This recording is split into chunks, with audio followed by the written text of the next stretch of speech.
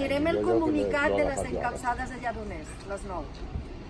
9 més a Lledoners són el grup de suport a les 9 encausades per les protestes i manifestacions al voltant de la presó del Bages durant el trasllat dels presos i preses polítics cap a Madrid l'1 de febrer passat.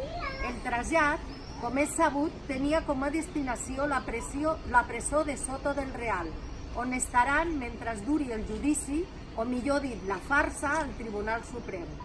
Aquest nou cas ens ha fet continuar reflexionant sobre la repressió que patim, no tan sols nosaltres, sinó tot el moviment independentista, ja que hi ha 2 encausades més pel mateix tipus de protesta a Mas d'Enric, des d'on es traslladava Carme Forcadell amb la mateixa destinació.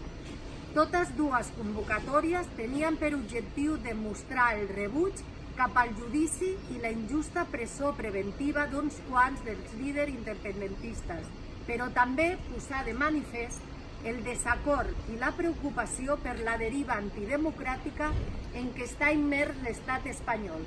Aquesta deriva afecta directament la llibertat d'expressió i casos com el nostre en són una mostra més. És evident la connivència que hi ha entre el poder judicial i l'executiu de l'estat espanyol, mantinguda gràcies a la nul·la separació de poders connectat per les més profundes clavegueres postfranquistes de l'estat. Però aquesta connivència no seria possible sense la complicitat i el seguidisme dels cossos policials. Aquesta connexió també es fa palesa en el nostre cas. Mossos d'Esquadra creant un atestat ple de mentides i d'inconcrecions que genera un muntatge perfecte per la Fiscalia.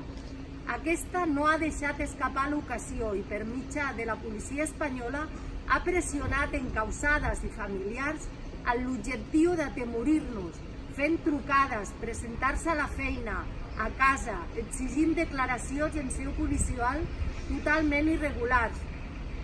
Ni ho han aconseguit ni ho aconseguiran.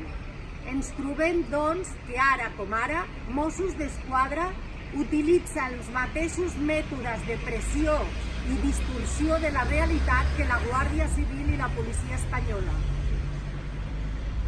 És més, no només col·laboren Mossos, sinó que la Generalitat es presenta com a acusació.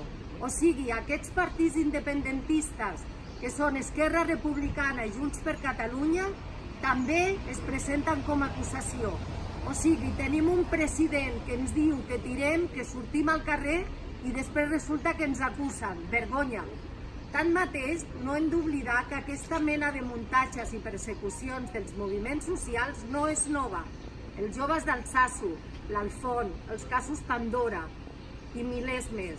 Són casos en què els cossos policials han fet la feina bruta a la Fiscalia espanyola, l'objectiu de criminalitzar aquelles que pensem i proposem altres formes d'organitzar-nos socialment, que alcem la veu contra allò que creiem que és injust o que qüestiona l'ordre actual de les coses.